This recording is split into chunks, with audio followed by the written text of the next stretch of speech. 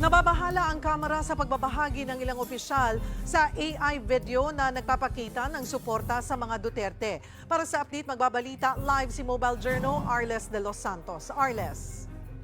Cheryl, harapang sinagot ni House of Representatives spokesperson Attorney Princess Abante ang ilang mga tanong ng media patungkol sa may init na usapin. Ngayon, una na dyan syempre ang pag-share ni Senator Bato de la Rosa ng AI-generated contents na nagpapakita ng suporta sa mga Duterte. Mahalaga raw na maging responsable ang ating mga opisyal at hindi dapat knowingly and intentionally na magpakalat ng mga bagay na maaaring magdulot ng intrida. Sinundan ito ng tanong patungkol sa panawagan at katanungan kung kailangan bang mag-inhibit ang ilang senator judges sa impeachment trial ni Vice President Sara Duterte. Ayon kay Abante, sa pagkakaluklok pa lamang ng mga senator judges, ang kanilang sinumpaang tungkulin ay para sa kapakanan ng bayan.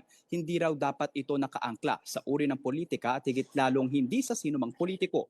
Kaya raw inaasahan ng House of Representatives ang impartiality ng mga senator judges sa impeachment trial sang-ayon sa kanilang sinumpaang tungkulin sa inaasahang paggulong nito sa katapusan ng Hulyo. Kinumpirma ni Atty. Abante na patuloy din nilang isinusulong sa 20th Congress ang 200 pesos wage hike para sa maayos at sapat na sahod para sa mga manggagawa. Kasama rin daw sa kanilang aalalayan ang small-medium enterprises sa pamamagitan ng pagbuo ng mga batas na balanse para sa employees at employer. Sinagot din ni Atty. Abante ang pahayag ni Vice President Sara Duterte patungkol sa 2026 budget ng kanyang opisina.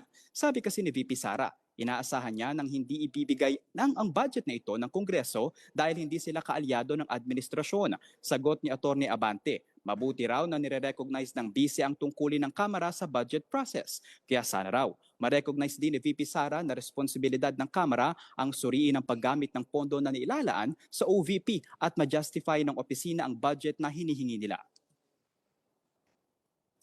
Ayan muna ang update mula rito sa Kongreso. Balik sa iyo, Cherry. Maraming salamat, Arles de los Santos.